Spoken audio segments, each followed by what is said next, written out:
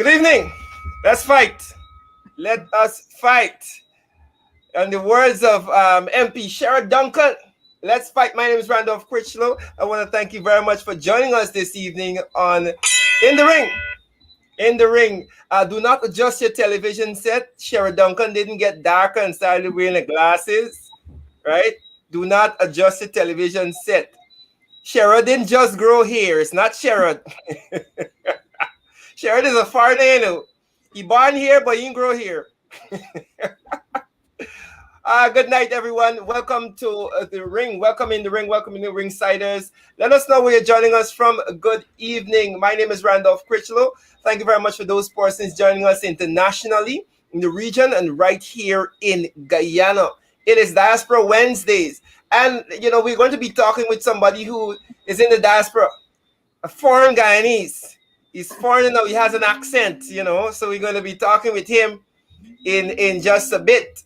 You will be surprised as who the person is. So thank you very much for being a part of the live stream. Share the live stream, folks. We're going to be unpacking, as I like to say, unpacking a number of credible and valid pieces of information this evening as we fight in the ring, folks. As we fight, I'm going to be inviting my guests in just a few. Brampton, my people in Brampton, Canada. Thank you very much for tuning in. Barbados, Brooklyn is in the house. Puerto Rico is in the house. Thank you very much. Watching from Guyana. Right. All across this lovely land, people are watching and tuning in. Remember, when you tune in, you share the live stream as we go live. Give everybody an opportunity. Yes, Renee, it's Randy. It's not Sherrod. We're going to be bringing in our guests in just a minute. And we're going to be unpacking the hot topics. And we're going to be talking about everything and anything. Everything and anything. We're going to be unpacking. Where is Sherrod? Well, you listen, this is Sherrod is in disguise tonight. Do not worry. Do not worry. I'm going to be bringing in a guest that is better looking than Sherrod tonight. This guest that we have on the show is better looking than Sherrod. So y'all don't worry.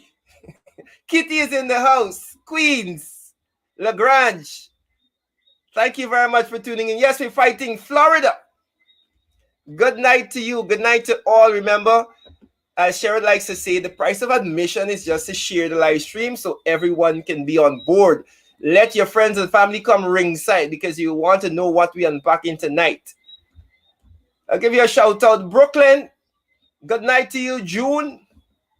Watching from Brooklyn. Thank you very much for tuning in. Share the live stream. French Guiana is in the house. Thank you very much, folks. Come on in. Come on in because we're going to be fighting again. I'm not going to give away the name of our special guest tonight, but I promise you, he's better looking than Sherrod Duncan. I can promise you that. Good night from BIM. Is that Barbados? Somebody said that BIM is Barbados. Good night, good night. Watching from where else? Where are we looking from? Maryland.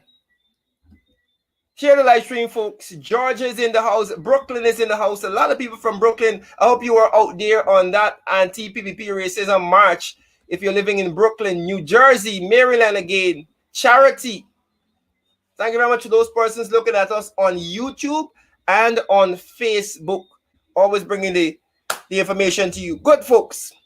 We're going to be unpacking some hot topics. But before we unpack the hot topics, again, we ask you to share. And I'm going to welcome my guest in today who's going to help me unpack who's going to help me unpack all of what is happening in and around Guyana. Without any further ado, let me introduce to you the man who I'm sure is better looking than Sherrod Duncan. Welcome, sir. Good evening, Randy. Great to be here, Randy. How you doing, Randy? I told you, it's a foreigner we got tonight. This man, let me tell you, I couldn't understand him when he called today. His accent was so deep. He was in America for a whole week. What accent, Randy? What accent? Welcome, sir. Welcome. Randy, good to see you, my brother. Thanks for holding down the fort while some of us are out. And I want you to know, Randy, that we are here in Brooklyn, New York. I still here, then deport me. And I get a visa, boy, unlike critic. That being said, Randy, every time people talk about in the ring, talk about our shows and how impactful they are, the next word coming out or the question they ask is, where is Randy? Why Randy come? Oh, really?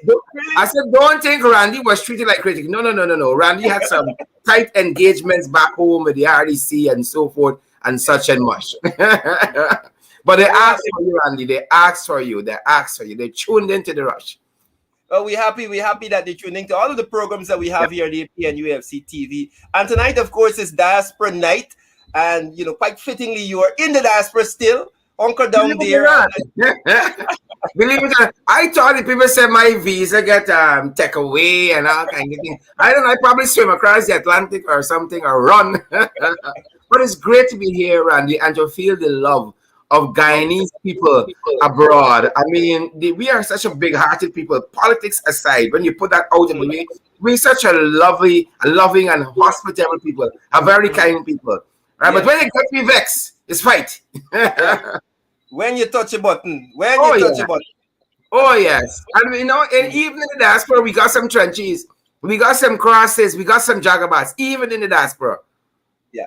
I want to talk quickly before we get into the hot topics here. And I'll ask you some questions on the engagements that you guys had there in New York over the last couple of days. I know there was a town hall meeting, as it was last night. And, of course, the rally and a number of other things happening.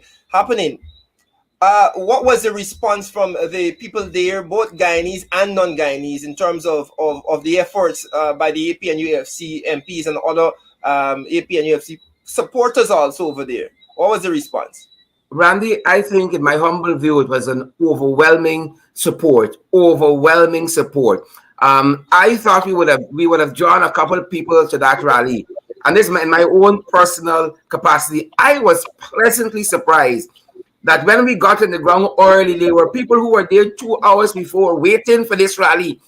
People are so fired up, so full of energy, so wanting to contribute to dislodging and deposing this installed regime we call the PPP. So committed to doing that they came out early wanting their voices to be heard. And it should be such an encouragement to folks back home to let their own voices be heard in various ways too. Yeah. And persons were quite surprised and pleased at the turnout. I know you spoke at that when the march actually ended and you had the little rally there. Yeah. I'm encouraged. I see the PPP today attempting in their own way. Oh yeah, follow me. Yes, follow me. That's what they are. Follow me.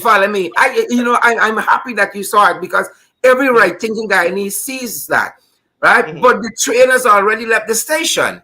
The trainers already left Grand Central Station, Randy. Right? So no amount of trying to mimic what the APNU AFC coalition is doing is going to help them. And in addition to that, I see suddenly an embrace of Afro-Guyanese or Black people in general. There seem to be a plethora of imagery all of a sudden on social media with the PPP and Black people. Yeah. It's very interesting how these guys operate. Very, very interesting. Yeah. Again, I feel that they live in this band-aid, this reality that, we can put a few pictures out there and we will change the minds of the people on, But again, your policies speak to who you are. Right? Yeah. No amount of band-aid will help it. Band-aid pictures and PR will help what people know that you're doing to them on the ground. And that is the core of the issue. As we're starting up and we get going, let me say good night to the people of Annandale, East Coast, Demerara, a good friend Andrew Weeks. Andrew Weeks said he's looking from Annandale.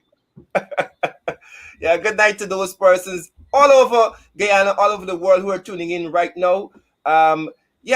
Let's get into it though, Sheridan. Your viewers. Let's fight. Let's ready fight. For the hot topic and the fight. Let's fight.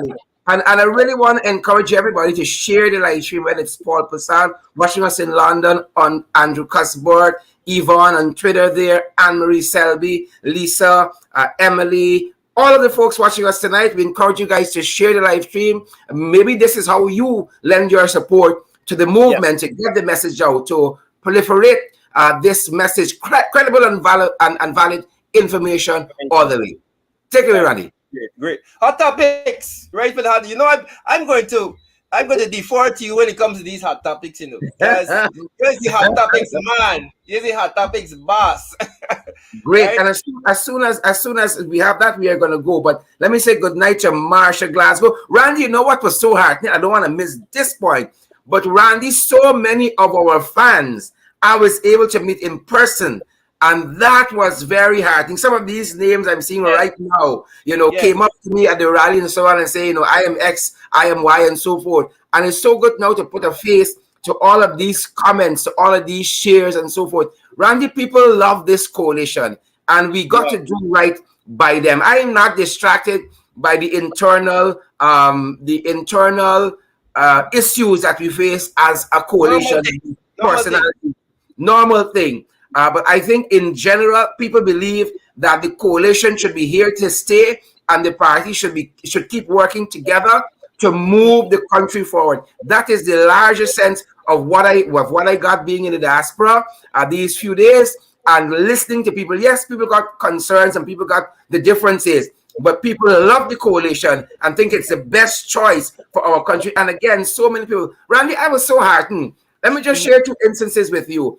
A Yeah. woman met me and she said, when the program comes on, she's usually going to work. It's not like back home where you just got the majority of people working 8 to 4. People really work here hard and work around the clock. And this woman, Randy, says she watches us on the bus going Mhm. to work. Another man told me he watches us on the train going to work. Right? Another fellow says he lives in Japan, looks like you and me, lives Mhm. and works in Japan and picking up the ring, picking up the rush all the way in Japan. We got so much goodwill all over this world, and we got to tap into it as part of how we engage the diaspora and moving our country forward progressively. Definitely. Definitely can't quantify the work that is being done there and the message, especially getting the message to the people, because in a lot of cases there are no other avenues. The other avenues are saturated with pro PPP sympathizers and people who are just cowering to them, and decide what they are going to show whatever DPI sends to them. Yeah. It's kind of thing, and I'm happy that we have the internet, we have YouTube, we have Facebook for persons to tune in and get credible and valid information. But let's get into the hot topics tonight.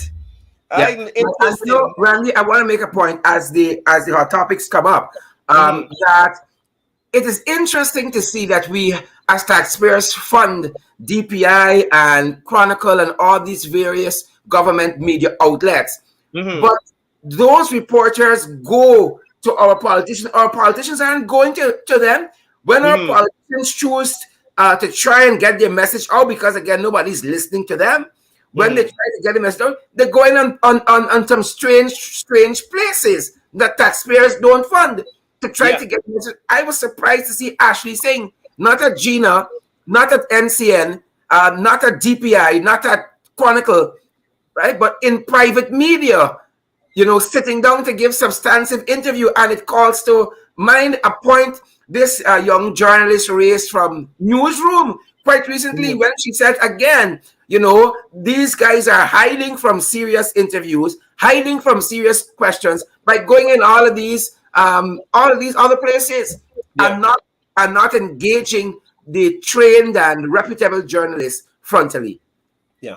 Quite interesting, and this there's a whole other show by itself, a whole other show. But what do we have on the hot topic, Sharon? What do we have tonight to discuss? Because I know the viewers are rubbing their hands like Yes, this, we have waiting. guys share the live stream. Yes. Quite a few things.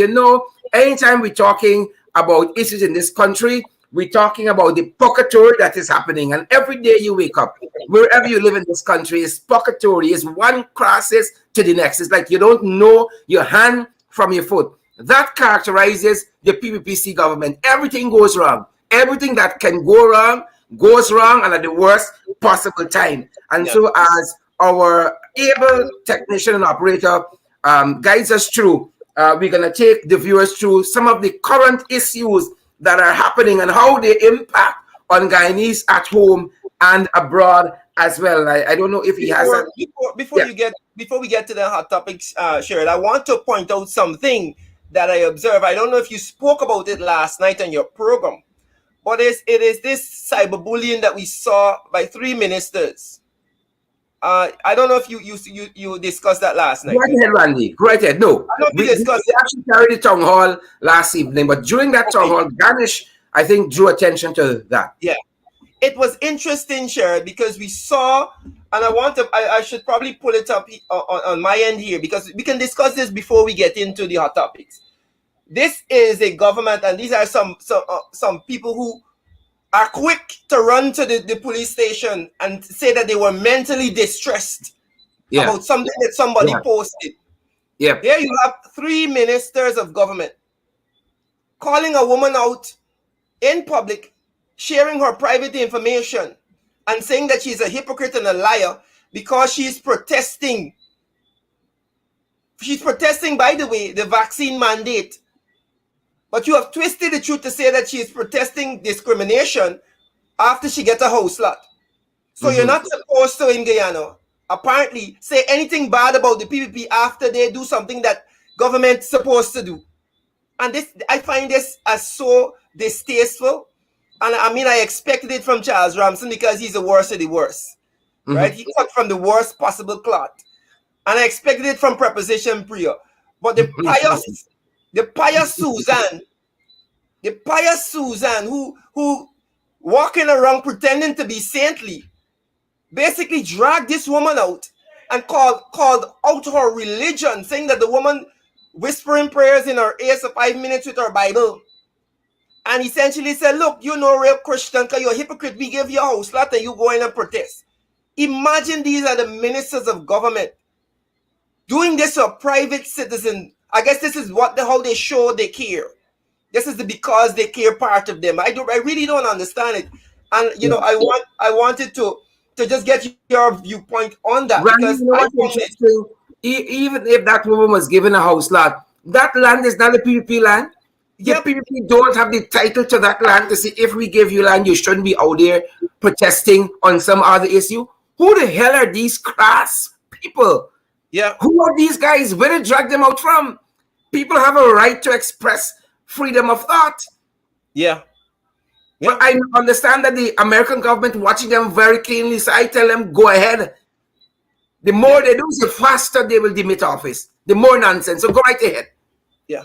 I found it very, very, and somebody said on the internet, one big fat L for them. One big L for cyberbullying.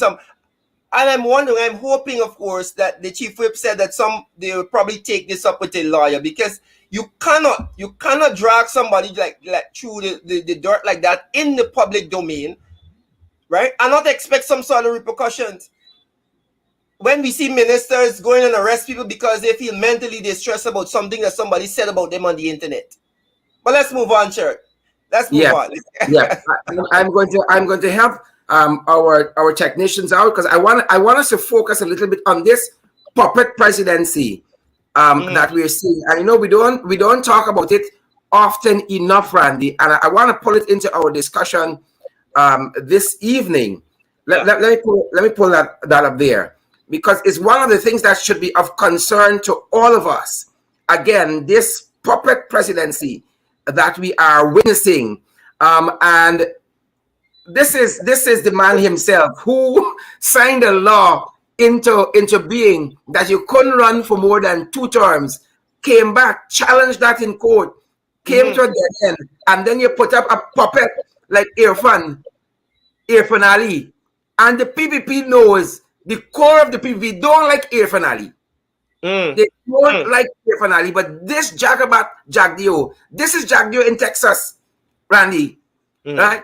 This is Jagdio in Texas, while Irfan was alone at the, whatever they call it, office of the president, meeting with some representative from a trade union in the region. Jagdio in Texas, like the head of state, giving guest lectures and meeting with dignitaries. Right? Ali special boy. Randy Ali special. I understand how he got to go to IFLOT University. Ali is tremendously special, because here is this Jacobite, right? Surrounded by the foreign affairs minister, and all these other, what would you call them? Jacobats too, and trenches. Look, this cross at the back, Brassington, who had fraud charges in the courts against his name, and all of a sudden they are dropped by the DPP, whose husband seemed very powerful of recent. I saw him come. There's no longer any separation of church and state, and give Ali some grand praises, like he watching a different movie to the rest of this country. And then I saw the CIOG come out against, I think was KFC, about halal meat. Halal, yes. All of these people who were very quiet for the longest while seem to have grown a pair in a fortnight, right? But Ali, he ain't growing nothing.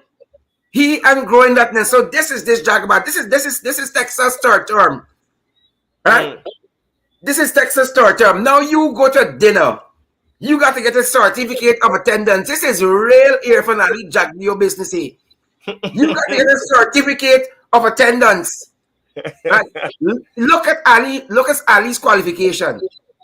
You got 15 certificates, of which 14 of them is attendance to some conference someplace, certificate of recognition for something. Nothing is academic, And then his crowning jewel in his academic arsenal is the IFLOT, the IFLOT degree, Randy. Who are these guys? So I am not surprised at this point in time, no, anytime, at anything that has to do with President Ali. I am not surprised at this point in time. This man has proven himself to be, just as you were saying, a puppet. He comes on the television, and let me say this, very unassuredly, right? Very nervously ambles through some sort of questioning by the media. Has no real responses to any question. Of course, anything of substance you hear when Jagdeo decides to hold a real press conference. So I'm not surprised at this. Who else would go and represent? Who else? And it is a sad place to be. And this is probably why, Sherrod, Ali wants a sort of recognition from the leader of the opposition. Yeah. Yep. Right? This is probably why he wants the leader of the opposition to say, yes, you are president, son. You are president. Go now, go forth and be a man. Yes, I really don't understand it. He must really be feeling inadequate at this point in time. Yep. So while Randy, they were at this conference, some interesting things were said that again I want to draw to the attention of our viewers because sometimes you got to read between the lines, and I want to come back to our journalists because they don't seem to be doing a very good job at all in terms of conveying. But don't let me blame the journalists. Let me put it this way: is either these guys are full of nonsense, or they don't know what they're doing and what they're saying, right? And so he goes to dinner. He got to get a certificate of attendance. I never see anything mad like this. But beyond that, some of his comments seems very, very striking. I hear him say, or it was reported at this conference, that there will be no real wealth, Randy, for Guyanese from oil soon. He says a lot of development of the industry needs to take place first before Guyanese can feel the wealth of the oil industry. I don't think ExxonMobil and those guys out there getting the same treatment, Randy. I don't think so. So why can't Guyanese feel the oil wealth? Because the point is being made, what is being done with this money that is sitting in the Natural Resource Fund in some bank in New York, right? What is being done for the development of and they got the temerity, they're not even hiding it. Perhaps that is why public servants have not received that raise in wages and salaries after 2 budgets, even though after the second budget, Randy, it was promised that they will get an increase. Now they're saying coming soon by December, right? Jagdeo is not waiting till December to travel to Texas and stay in the best hotel with a whole entourage. How much is that causing taxpayers? How much? Let me say this on this Jagdeo and this statement. One, I see it as tempering expectations, right? Temper the expectations of the people, right? There's somebody that used to say you promise good and you deliver great. So I see it as Jagdio tempering the expectations of the Guyanese people. Look, don't expect to be living in a utopia in the next 5 years, which in itself is not a bad thing. And I want to point that out. Tempering the expectation of the people is not a bad thing, but there's a problem with that. The problem is that there is a sovereign wealth fund that last time we checked, it had 400 million US in it and adding every day. Yeah. Issue with that is that they know that they have to speak with the opposition in order to trouble that money. The other issue that I see here is that they know, I don't think they don't understand this, but at the end of the day, they want their friends and cronies to benefit. But they know that their macroeconomic policies are not going to benefit the average man right away. The average man isn't going to benefit from the 5, 6, 7 hotels that a group of people are going to be owning. The average man is not going to benefit from these. All you hear is these multi-million-dollar projects, this going up, this skyscraper, this, that happening. The average man is not going to benefit in the next 3 to 4 years in this PPP administration, under this PPP regime, from any of these projects that they hold. So some Deepwater Harbor, this shore base going up.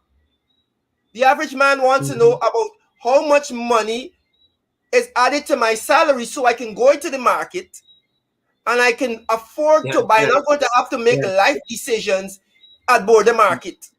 Yeah. And so I believe that they know that their macroeconomic policies can't cushion what is really happening. Then why promise the moon and the stars? Nobody said you have to you have to bring New York City in Georgetown overnight, right? But don't promise that. And then you have to walk back on that. You promised 50,000 school grant. You don't come nowhere close to that. You promised 40,000 old age pension. You barely tap on, I must say 2,000. Right? You promised so many things. Free education. Where we never done now. If you cannot give public servants a raise, when you said the money was in the budget, you can get free education, huh? You think people are paku? Don't promise that. Look, I saw an article quite recently as an analogy where Ashley Singh is saying, this was yesterday, that the COVID cash grants stimulating the economy. Randy, and this is where I blame our journalists, because we seem to have, not all of them, we seem to have some journalists who don't read, who don't research. All they go to do is go and listen and type back. Ashley Singh said, Jagdio said, without internalizing, without analyzing. Ashley Singh said since December 2020, when the first budget was passed, COVID cash grants are stimulating the economy. Now, how long is this thing taking to stimulate the economy? Because we should be flying high by now. Why everything in the market prices are up? If the economy is being stimulated by these cash grants, and this recent tranche here, this blackmail for quiet down people will not work, because you have already given quite a few before. Bora still high, Caro high, toilet paper high, soap high, everything's still high, and other products are going up as well. So who is Ashley Singh pakuin, right? And I say the journalists got to do more work than they're doing to keep these people responsible. Let me say this on the stimulating the economy, and I'm happy that we're having this conversation. Now, there are two things that I want to point out here. I do believe Ashley Singh when he says that, and this is why I believe that they are so enamored or they're so in love with cash grants, because it is a reality. If you give people cash in their hands, they will go to the market and the stores and they will spend it. So that is the sort of stimulus he's talking about. Increased spending, numbers look good when you're doing up the books at the end of the year, right? The businesses are smiling. The problem that I have with that is that after the $25,000 that you give people, finish this month, Bora still expensive. toilet tissue still expensive, soap still expensive, shell still expensive. Then what? Are you going to give me another $25,000 in October or November or December? Is that how you plan on running the economy? Or are you planning on putting things in place to deal with the long-term effects of rising prices? And this is the problem that I have with them. They believe that cash grants is such a popular thing and they will win the people with it. But after a while, people will realize where this money finished and the food's still expensive to buy. Yeah. Then what? Yeah. Then what? So yeah. this idea of short-term stimulus to the market or the economy or the business, people who are smiling, because the pensioners are going to go to the store and spend their money. Yeah. The people living with disabilities will go and spend that money. Right? Yeah. At the end of the day, it is not a sustainable thing to do. Little relief is good, but it's unsustainable. And to think that these people are economic geniuses as they claim. You think so? Ashley sing like Jack Dio. He won't know a good stimulation if it backs you in the face. He like Jack Dio. But I want to turn to some other issues, Randy. I want to turn to some other issues because we'll be on this economic issue whole night. But the difference is that the same shops that you shop in, Randy, and I shop in, Guyana shops in. And so they know, they feel it. They go to the pumps. They go to the gasoline pumps. They know gas is high. They know food prices are high. And this has nothing to do with flood because even before the flood, the government had already admitted that prices are going up. What the flood did was exacerbate what was already happening and their poor management of the flood exacerbating that. And so as we're in the diaspora this evening, Randy, I want to turn your attention to the Attorney General, this fraudulent, lying Anil Nandlall. Lord have mercy. This fraudulent, lying Anil Nandlall. I don't know if you can remember, Randy, but the Attorney General said to this nation, right, that he was not involved in no investigation by the NYPD. Yes. And that Rickford Burke had made all of that up. Yes. Right? Yes. He was involved in no investigation by the NYPD, the New York Police Department. Now, this is a professional police department. This isn't the GPF. This isn't the Guyana Police Force. By the stretch of the imagination. And so to see the police force come out recently to say that they engaged the NYPD and the NYPD said they're no longer pursuing this matter because it is vexatious is a lie from the pit of hell. It's a lie from the pit of hell because it confirmed that there was an investigation. That is number one. Exactly. This Attorney General is lying through his teeth. He is lying like when horse trotting. You understand me? And he dubs himself the unruly horse. You know what we're talking about. He is a lie man. This is the Attorney General, the installed Attorney General that told this nation recently that what he heard coming from the opposition in terms of his health was a fabrication. Yes. He said it was a fabrication. Right? We have some fascination with him. 2 days later, failing to appear in court, his representative said he had critical medical emergency. I have not seen him in public since then.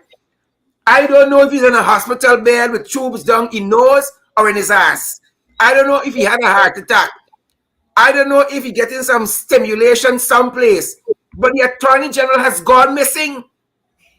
And this nation needs an answer. They don't work for themselves. They work for you, Randy, and they work for me. They work for Guyana. And so the Attorney General could go missing and nobody seems to care.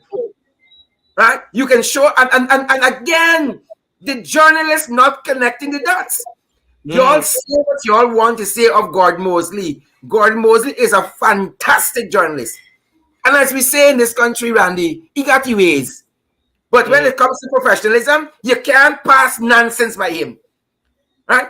The journalists cannot be afraid to ask the questions. No, none of these journalists have asked outside of Mosley. How could the Attorney General say just yesterday, these things were lies, and then you got a critical emergency? Yeah. What nonsense is this? He's having a child. What is the matter? What is happening here? And so For the Ghana police force to come out and say this, number one, is a lie. Number two, you can't even find, Randy, the people who killed the Henry boys.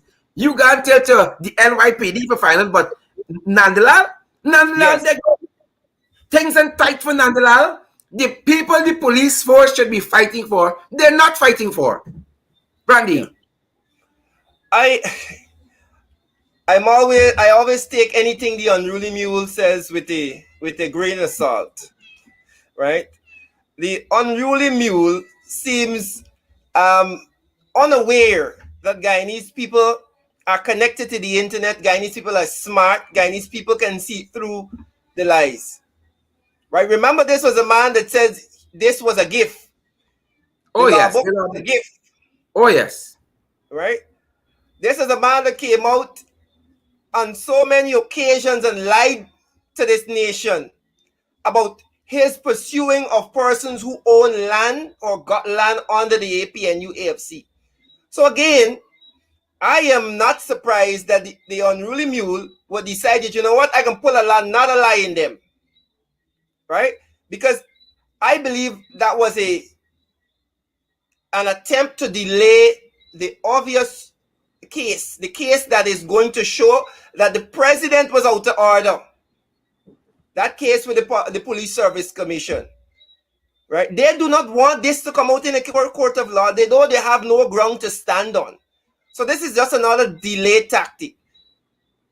The unruly mule is afraid to face the court when it comes to that. He doesn't know what to go and tell the judge. The president called the man and tell the man, hey, why these men? That is according to Mr. Slow. Why these men not on the list? So the unruly mule will try as much as possible. He said, you know, we probably decide, you know what? They say I'm sick. They say that I'm sick. I can play sick then. I can play sick. I don't know if he's really sick because he say he's not sick and then the next day he say he's sick. So I see it as a diversionary tactic, a delay tactic. Yeah. Go ahead. No, I was going to say, I think a lot of them sick.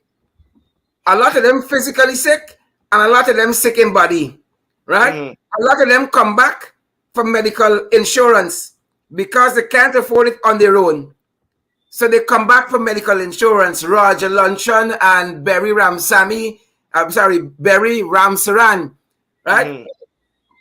Berry should then old people home someplace, spending his days quietly, right? When you stand up talking to Berry shaking, right? These are the people who said that the AP and UFC had old people. Yes, sick people. And 90% of the people they got there is all used tires. Jack, you're sick. He's sick both in body and mind. You ever take a good look at Jack? If you blow a little too hard, you lift Jack off your foot. You understand me? They're sick in the mind and the body. Yeah. But as we're talking about that, again, this Attorney General, you cannot believe one word coming out of his mouth. One word. God knows where he is. God knows where he is. And this nation deserves an answer. Folks, we're going to take a share break, Randy. Yes. Because we want to get the fair and credible information far and wide. And we have done it in this way, just in case we got some people that know what this button is for or that button. So we invite you to like, to share. We teach you now. We hope some people head up, Randy. When they come to class, they got head up from home. Name and date. Name and date. Retweet, subscribe if you're joining us on YouTube. Retweet if you're joining us on Twitter, if you're on Facebook. Share the live stream. We want to see those emojis. There are hundreds of you, there are thousands of you who have joined us. And as we move on in the topics, interestingly today, Randy, I saw that this gentleman who works for the Ministry of Finance on the Ashley Singh, Tarachand Balgobin, that the matter is still being investigated. Randy, Tarachand hit down a young man, a teacher, and that young man lost his life. He was a productive member of his community. He was a productive member of the citizenry. I'm trying to get his name because I want to give honor to him in this week because he lost his life. His name is, I think, Nathaniel, is it Ladra? Nathaniel Ladra. He was a young teacher, not even in the prime of his life as yet. And Tarachand Balgabin is yet to be charged. And while I'm on that, Carl Singh, the REO for Region 9, who shot that young woman in her stomach, that case, Jacket, still before the DPP. Still before the DPP. Tarachand Balgabin, he's still being investigated. I think they said that he had alcohol in his breath. I'm not certain, quote unquote. But he's still being investigated. According to the initial reports, he swerved his vehicle in a reckless manner into this young man who was riding his motorcycle, going about his way peacefully. He's yet to be charged under the PPC administration. Then you got Zumal Hussain, who similarly struck down a pedestrian. This is the Region 6 vice chairman. He is yet to be charged. Right? The DPP probably got he filed on vacation, still trying to come up with a legal opinion. And the man he shot down is dead. And then we know about the infamous Darimple, who bit a policeman, a lawman, and she has never even seen a police station, much more to be charged. This is the PPP comeback. The police got bite. Got by the police. Again, I draw your attention, Randy, to all of them because Tarachand was in the paper recently stating that the Nathaniel Ludra matter is still being investigated. The man is dead and buried, and there's no justice for him under the PPP installed regime. Randy. And Charlotte, you say that it is a matter of charging. It's not even a matter of convicting. Yep. Charging with something. What will Dalrymple be charged with after biting the police? After video evidence is there of you biting and assaulting a police officer, you're not even charged yet? Yep. But people in this country have gone to jail for less than that. People in this country have been shot by the police for less than that. And Dalrymple is still working wherever she's working. I think she was working for the COVID cash grant. Must he done bill how much a house already? Yeah. Distributing COVID cash grant monies. Right. And these are the PPP acolytes that they put in place. This is why the COVID cash grant is in such shambles. Yeah. And you would think, Randy, that the policeman did her something, because I have been making inquiries about that policeman because I heard he's no longer by the Harbour Bridge. He seemed to have been pushed to some back office to lick stamp for letters in the police force. He seemed to have bitten her, from my understanding of how he's being treated now.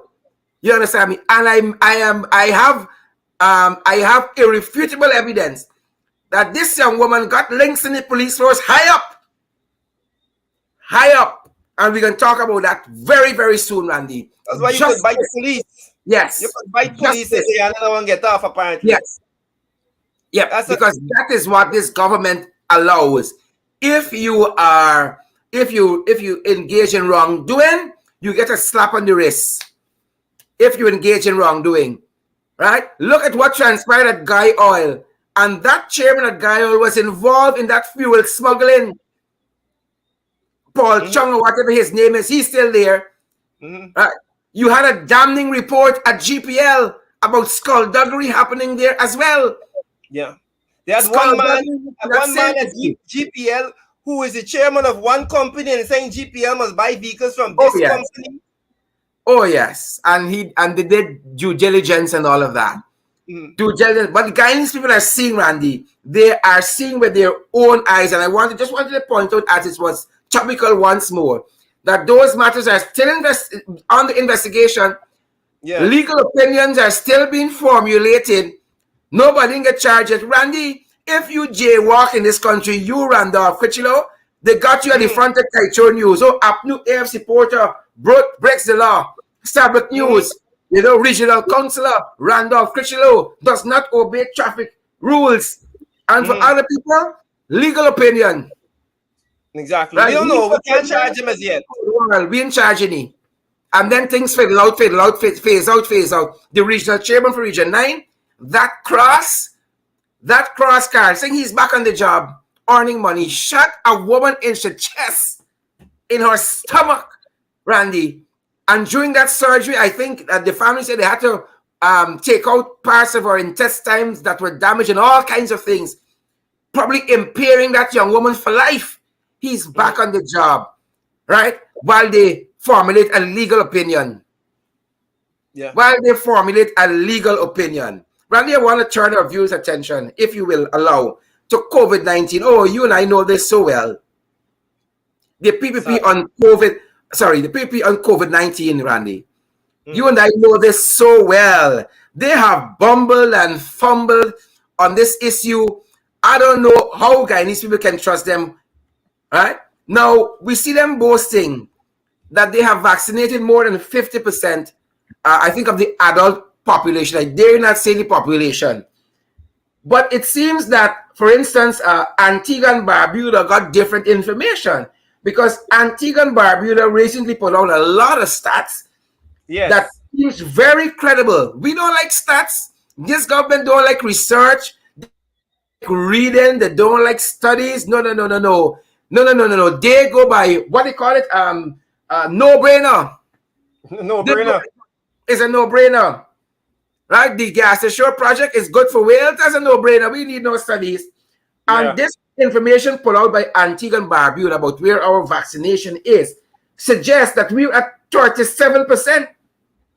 Yes. The plan is at 37%. And if you ask me, if I got to believe Antigua, am I getting the country right? Let me double check that. Yes. Antigua and Barbuda and the PPP, I can take Antigua and Barbuda. If you say the option is Antigua, Barbuda, or PPP, give me Antigua and Barbuda. Boy. So their information, just like Rowley had said, that the vaccines we had were not WHO approved when they were into him. I'm looking to see now what they say about Gaston Brown. Right? He can handle himself just like Rowley. Suggests that 37%. Randy, when you see what's happening with COVID, for instance, just today, a 17-year-old boy was one of 5 persons who died from COVID-19. There are 120 new cases. When we see what is happening with COVID, I wonder if water came in those Russian vials from Al Maktoum. I wonder if water, salt water, because we know there was a credible CNN report that says in India, doctors and nurses were involved in a scam where they were selling saline for COVID-19 vaccine. So I don't put it past Al Maktoum. I don't know Al Maktoum. And I don't think he has my best interest at heart. And when you put Al Maktoum and the PPP tomb together, they're going to try to bury me, but we got to bury them first. I don't believe that. Something is not adding up here. Randy, something is not adding up here. Yeah. And this is, the problem that I have. I want to frame this properly because I don't want to seem as if I'm against vaccination. But we spoke at length about the fact that people need to choose. And I saw the vaccine lines long, and I applauded that. I applauded the people who are choosing to go do that. And people are saying that many persons are not choosing. They're being forced because they might not be able to go into their workplaces. But we have to be concerned at this point in time on the information that is coming in, and whether or not an analysis is being done on the information and the effectiveness of what is happening. Because we see now in America, they're saying they're going to give people a third shot, a third booster shot. And I believe that not enough analysis and research is done. As the CDC suggested, Sheridan, I am no doctor, I am no scientist, but I go by what the scientists say on the CDC website. And when you go on the CDC website, it's very clear. They say to you at the bottom, we are still studying the information that it comes in from real world scenario. So you know that information will change. One time they say mask, one time they say no mask, one time they say one vaccine, now you hear 3 vaccines. So we understand that this is an evolving situation. But I believe that we as Guyanese are not getting what we should get from this government. The credible and valid information, I don't believe that they are forthcoming with us. And that is part of the problem that we have. Yeah. The information. Look how you are able to say tonight. Look, I don't know if what we got from Russia is legit because they were so secretive about the information. And they give you it in piecemeal. The opposition had to fight them down in parliament and fight them in public to get the information about the Sputnik V vaccine to the people of Guyana. Yeah. And hence we have a problem. We see more persons dying from COVID. And again, as you guys said in parliament, people don't trust them. Yeah. And that is the problem. I want to continue though, Randy. Then get Afghanistan on the hand. I want to continue. There's only so much people can take. I want to continue. I'm talking about that, about Al Maktoum. Yesterday I saw that we out of Sputnik. It is crazy. Once more. We out of Sputnik, Randy. And this is why, Sharon, let me say this. This is why they couldn't answer questions when the opposition asked them about this Sputnik. Because they said that they bought 400,000 two first dose, 200,000 first dose, 200,000 second dose. And when Gordon Mosley did the calculation, it didn't adding up. Nope. So we don't know what really going on because you can't tell me you ordered 200 first dose, 200 second dose. Did some of it go bad? Did you get the right amount in the shipment? There are persons lined up for 3 months now. Asking about the second doses of the second dose of Sputnik. They can't get it. They're turning people back, telling that they're not qualified for second dose. How is it that you buy 400,000 doses and you don't have enough? What is happening? And this is why they can't answer the questions. And it speaks to the point of trust again. The people don't trust you. Randy, and you know what's interesting? When you read the fine print, I saw some information from the chief medical officer circulating to the regions and the medical centers as new protocols. Imagine they're telling pregnant women they must take these vaccines. But in the fine print, Randy, it says, have not been tested on pregnant women, but should not be a risk. Yeah. I got me child, Randy, in me belly. And you can tell me, this quactor, he's not a doctor. You haven't tested this medication, this drug on pregnant women, but I must take it. It shouldn't be a risk. Huh? Why you don't put it in your wife and your children? Why you don't put it in your wife and your children? This government has not told us, Randy, if all the ministers have taken the vaccine, you know. We ain't got the kind of government. If they've had their first dose and if they have their second dose, why don't they start there? That would be interesting to note. If every senior official in this government, while you're forced it down the throats of the workers, I am certain you got some PS, you got some deputy PS, you got some directors and their equivalent in the public service who don't have to show a card at the gate when they go to work. The security dare not ask them for a card.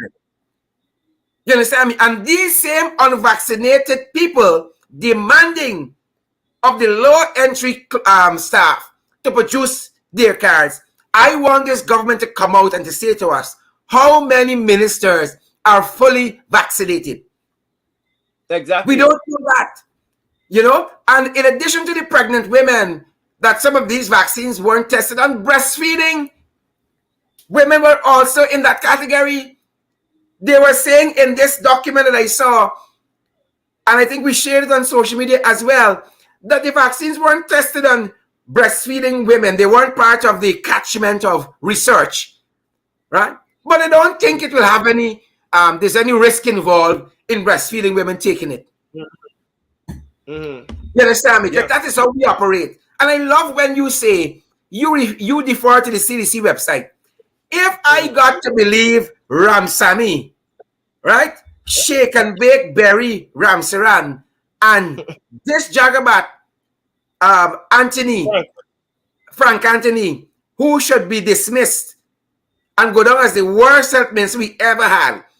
If I got a choice between them and the CDC, you think I believe in them? Dr. Etienne Randolph, Dr. Carissa Etienne, head of the is it PAHO or the CDC, one of those organizations, told us months ago we had the COVID variant here. You know what, bright boy? Anthony said, "Oh, they didn't tell me. They didn't give me no literature on this. Oh, I'm consulting with them." You understand me? And then now we come in to say, "Oh, we are operating as though they're variants with us." Yeah. We're operating as though they're variants with us. And how are they operating? Open back the economy. Exactly. Open back the economy. Let children go back to school. You understand me? You don't test the vaccines and pregnant mothers, but let her take it. It's not my wife. It's not my daughter. We didn't press on breastfeeding mothers, but she's not my wife. She's not my sister. You understand me? Some of them don't even treat their flipping wife properly, so they won't care. Some of them don't have no children, so they won't feel as a parent would feel for a child. Yeah. And that is the reality. But that's the reality. Let me say this, though, Sharon. I believe that the day of reckoning for this administration and this mandatory vaccine, this forced vaccination that they're running with, it is going to be when school reopens in September. And I know this is a good segue to talk about the Minister of Health, but it's going to be an interesting time, and it's going to be the reckoning, the time of reckoning for this government, because I know that teachers are not going to have it, and it's going to be absolute chaos. When you find one case in a school and you have to shut down the entire school for 2 weeks because there's no contingency plan. Yep. As we say this, no contingency plan. Yeah. That school is going to be shut down for 2 weeks, and then the next school going to be shut down for 2 weeks, and we're in a bunch of chaos. Yeah. Already going to be in chaos because there are going to be many teachers who are not going to be teaching because they are home choosing not to be vaccinated. Yeah. Yes. Randy, we're a little bit in overtime, but I want to run through some of these other topics because it's interesting. The kind of crass people that we have in our government. You know, Freddie Kissoon, when he was still lucid and fluid, often said the PAP ain't got no class. They don't care about the arts and music and the aesthetics of buildings and presentation and deportment. So this is how Priya starts, and this is how it's going. Right? Like the government, like Ali them, they start quick. But then they get like cab horse now. Right? Now, this is in the public domain. This is the Minister of Education having a Zoom meeting with head teachers and others. Right? What is she wearing? What is she wearing? The Minister of Education having a Zoom meeting. The Minister of Education in the oil-producing republic having a meeting with head teachers. Right? So you see, when the camera's on and so on and lights flashing, oh yes. Cover girl. And I want to use this as a springboard to another issue. I saw the Prime Minister emblematic of things tight. But he thinks tight wasn't in the economic sense like the rest of Ghana. He living so large, he's so tight, Randy. Tight on him. You understand me? Listen to me. You know, when you put some of these people where they shouldn't supposed to be, this is what happens. Somebody should have been saying to the Prime Minister, sir, you need to go and get a better jacket to greet Santoki, the president of Suriname, at the airport. And likewise, Cheryl, I think that you need to raise his size. So I don't want them to say I'm picking on Priya because I've already put out that piece on the Prime Minister. Right? But that is the PPP. They don't care about these things. It don't matter to them about public servants having a raise in salary and you know, putting your best foot forward to represent the nation. He got a tight suit. Like he had it since he was 20. And he was a size 3. And he realized he's a size 12. Right? Representing us. Your classless jagabats. Randy.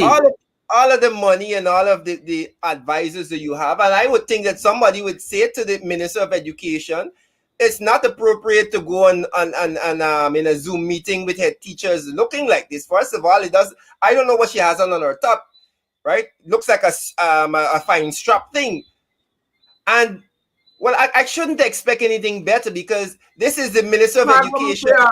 It's bad woman This is Priya. this Right? is this It's is bad the woman Minister Priya. of Education that continues to make Facebook posts replete Oh with, yeah. with grammatical and spelling errors. This is the Minister of Education that doesn't take half a minute to Yeah. ensure that her spelling is correct on her Facebook post. Every single day, you can depend on Priya to write some Yeah. nonsense on Facebook. Yeah. Every single day. So I Yeah. don't think she listens to any advice anyhow. So But so the Minister of Education, the all producing republic, ran out your bedroom on a Zoom meeting with head teachers. Huh? Looking cas. That is what we get for taxpaying of dollars. course, if you are going to take anything from her Facebook post, then you know Cascas is a norm. That's that. She doesn't care. Yeah. She doesn't care. Yes. And as we mentioned her because again in the where COVID and the education is concerned, oh Lord, they're all over the place. 1 year later, and you cannot say comprehensively where they are. And we made the analogy, for instance, Randy, about how here in the US you got the the economic recovery program. Let's call it that. Right? It's a simple plan they have, bringing more people in the middle class, vaccinating folks, improving the economy, moving the country forward. Back home, we got pocketry. You're not waiting there on any given day, right? One minister said one day, oh, you need vaccines to come into the country. The same day, the next minister says, no, you don't need no vaccine. Just come as you are. Because everybody working in their own silo. Is right? Everybody working in their own corner is always ask the question whether or not they talk to each other. Yes. Or they just wait on instruction from Jagdio and sometimes Jagdio might give this one the instruction, the other one the instruction. Because I don't know what's happening. Chaos and confusion. And with that, I want to make reference to what we started the program with, right? Jagdio in Texas while Ali here doing some menial jobs, getting by. Where is Sam Hines?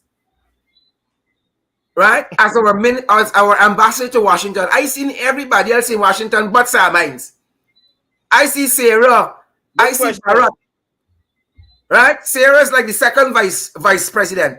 She's Minister Sarah, minister. She's a minister. When I see Sarah with them, I can't tell who's PPP and who working with the American embassy. I don't know, and that's why Hakeem Jeffries was totally right in what he said. She has to go. You understand me? When you don't know where the government starts and where the ambassador ends, we in trouble. We in trouble. You understand me? If they don't want to fire, they can send she to Afghanistan. Because she's a bad woman. They can send she to Afghanistan. Let she try to deal with what happened in there. But that being said, Randy, I want us to come to Frank. Oh, my apologies here, Randy. Sorry, I want us to come to Frank. Now, again, all of a sudden, they move from talking about COVID passports and all kinds of things. They're coming to be chair now. And these vaccines, they have failed miserably, folks. They have failed miserably on the COVID-19 front, failed miserably on this front. They have not articulated to this nation what is the plan with vaccinating our kids. What is the plan with vaccinating our kids? Who would have the exemptions, right? They didn't articulate that when they said persons who are coming from overseas need to be vaccinated. People are asking me here, the diaspora is confused. Do I need to get vaccinated or don't I? A woman called me from somewhere out here saying that her mother got some special circumstances. What should she do? And I can't even articulate intelligently because I don't know what is the government's plan. Look, as an example, Randy, as we look at program time, I saw this afternoon, and you would find this interesting. Now, this is a notice coming from the Ministry of Infrastructure. What is it called now? Public Works. Public Works. Right? Now, one Edger got so much time on his hands, so much time. Listen to this notice. The Management of Transport and Harbors Department wishes to inform the general public that with immediate effect, its traffic office will no longer approve requests for priority passing or priority crossing. All requests must be addressed to the Honorable Minister Bishop Wan Ejil, his office, for approval. If that is not micromanaging, Randy, I don't know what the hell is. You understand me? How come priority passing worked well under the coalition? I didn't have to go directly to the minister, but all of a sudden, if you want to control, there must be a criteria. There must be a criteria in which you have to submit yourself for priority passing. Let me give you an example. So I am scheduled to leave the country to come to this part of the world, and the flight is delayed. Yes. There is no sufficient seating accommodation, thanks to these jagabats, outside of Chameri Airport. And where we used to have the viewing gallery, that is no more. So I'm sitting down there. I had to walk all the way over to the arrival area to get a seat. And I'm sitting down here waiting for the time the flight is going to come. And I see the VIP signs that is up there. I say, no, I wonder if as a parliamentarian, I'm entitled to, sit in the VIP area. So I went in to inquire. The person manning that area couldn't tell me, oh, no, I can't approve that. You got to call down to Foreign Affairs. The man, he talked to Foreign Affairs, he can't approve that. You got to talk to Elizabeth Harper. Isn't there a sheet of paper with criteria that said these category of people? You understand me? You got to go to the permanent secretary of a ministry. What kind of doghouse country we running here, Randy? Cake shop. What kind of doghouse country we running here? Cake shop, bottom house shop. Huh? Yeah. This is the oil producing republic, Randy? Yep. That is it. That is the situation. That's the PPP. And this speaks to their need for control, Sharon. We've highlighted it all the time. They don't feel good if they're not controlling. Imagine now, you as an MP, gotta go somewhere up the Essequibo and you need priority crossing. You gotta send out to ask Wan Ejil if he feel like today to give Sarah Duncan priority crossing to go across the river. Imagine that. Oh, yes. That's the country we live in. Interestingly enough, Randy. Before I want to end on this note, we heard those measures announced by the president, and I like that, Randy. The measures announced by the presidents, plural. No. I don't think you heard me, but I said the presidents. Plural still. Plural. Right? Go ahead, Randy. I heard the measures announced by the presidents in more cash grants, one-off handouts, band-aid measures. And, the only answer when you criticize these short-term measures that they ain't gonna really affect people's lives in the long term, when you criticize them, the trenchies come and they tell you, so what did the AP and UAFC give? What did the AP and UAFC do? And I want to remind those persons whose memories seem to be very short, that in 4 short years between 2015 and 2019, public servants saw a 77% increase in minimum wage. Yeah. Every year there was an increase. Every year. Those are measures and policies that help people to progress. Yeah. Giving them $25,000 this month and next month. It's interesting to note that persons are still benefiting from those policies because they got an increase in their salary, which kept on until now. Every month they get that on their salary as against this one up. Right. And those are measures that people want to know about. Those are things that help people's lives. And I found a video I dug up in the archive, shared, and allow me to share this quick video. Go right ahead, sir. Which is just a reminder. It is just a reminder to those persons who, like to just to respond for response sake. And ask, what did the APN UAFC do? You know, they like to ask you that question because they feel like this $25,000 the people give you now going to last for 5 years. Apparently, you have to spend it $5,000 a year. Now, this is how your life can be better, apparently. But let's just play this video quickly. Go ahead, Rally.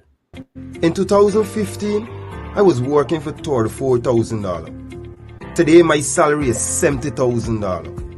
I earning way more under the APN UAFC in just 4 short years. Fact, public servants' minimum wage increased by 77% in 4 short years.